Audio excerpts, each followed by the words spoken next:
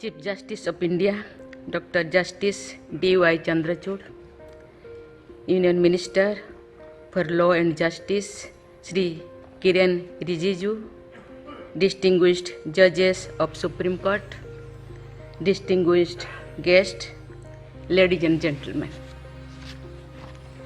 I am glad to be here today on the historic occasion of Constitution Day. On this day, 73 years ago, the Constituent Assembly adopted this document of our collective destiny. We are commemorating today the adoption of the Constitution that has not only guided the journey of the Republic over the decades, but has also inspired several other nations in the drafting of their constitutions. The Constituent Assembly was composed of elected members who represented all the regions and communities of the nation. They included stalwarts of our freedom movement. Thus, their debates and the document they prepared reflect the values and guided the struggle for independence. When we read the names of the members of the Assembly, we are bound to feel a surge of pride. The decades before independence were marked by the unusual number of extraordinary individuals.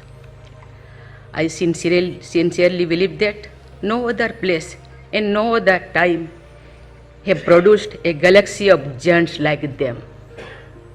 They had their own dreams and ideas, but the characters of this nation. But they were united in their desire to see it freed of shackles. They all made great sacrifices to ensure that the coming generations would breathe the air of a free nation. The first among them all, of course, was the father of the nation. The visionary leadership of Mahatma Gandhi created a generation of great leaders. The Constitution bears an unmistakable stamp of Gandhian principles. Equally, the President of the Constituent Assembly and also my great predecessor, Dr. Rajendra Prasad, and the Chairman of the Drafting Committee, Dr. B.R. Ambedkar, converted a grand vision into words. I am especially proud of the fact that the 389 members also included 15 women. When some of the leading nations in the West were still debating women's rights, in India, women were participating in the framing of the Constitution. Hansaben Mehta, one of them, also made a critical contribution in the drafting of the Universal Declaration of Human Rights. Sarojini Naidu, Suchita Kripaleni, Durgabai Deshmukh, and other women members were already seasoned campaigners, having dedicated themselves to the freedom movement. Speaking of women, I would like to note that their participation in the public life since independence has shown an upward trend, but there is no reason to be content. I understand the judiciary to strive to enhance gender balance. Ladies and gentlemen, the cornerstone of the Constitution is summed up in its preamble. Its singular focus is on how to increase social good. Its entire edifice rests on justice, liberty, equality, and fraternity. I would like to note here that these four stellar values enshrined in our Constitution have been part of our own timeless heritage. When we speak of justice, we understand it is an ideal and achieving it is not without obstacles. Here, I must mention my immediate predecessor, Sri Ramnath Kovind, who often stressed on the cost of justice. Onus is on all of us to make the process of seeking justice affordable to all. I appreciate the efforts made by the judiciary in this direction. The Legal Aid Society and similar initiatives are worth praising. And so far, individual initiatives to provide legal counseling for free. The question of access often goes beyond cost matters. The Supreme Court of India and several other courts now make judgments available in a number of Indian languages. This praiseworthy gesture makes an average citizen a stakeholder in the process.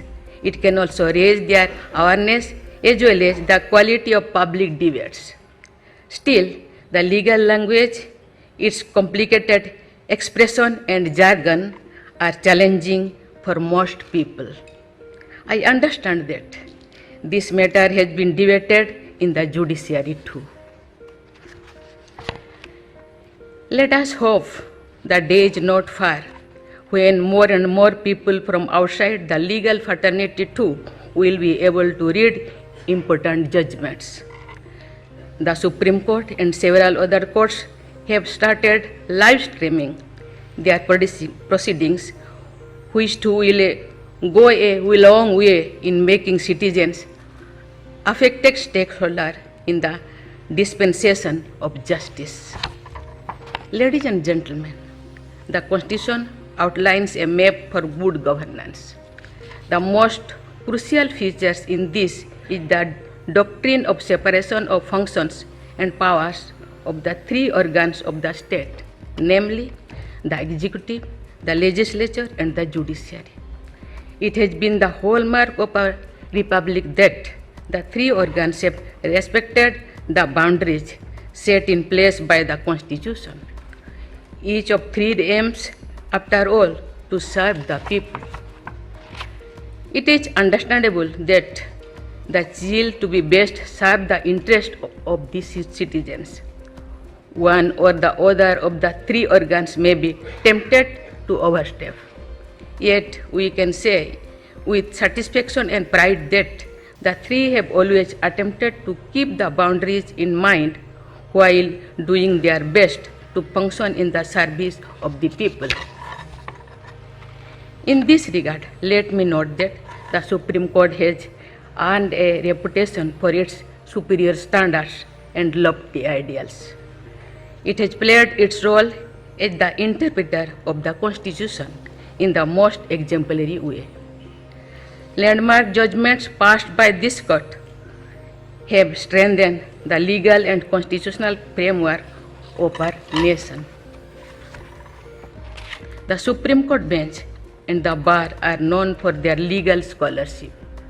The Supreme Court has been served by judges who have provided intellectual depth, vigor, and vitality necessary to create a world-class institution. I am confident that this court would always remain the sentinel of justice. I wish the Chief Justice and the judges of the Supreme Court the very best for the future.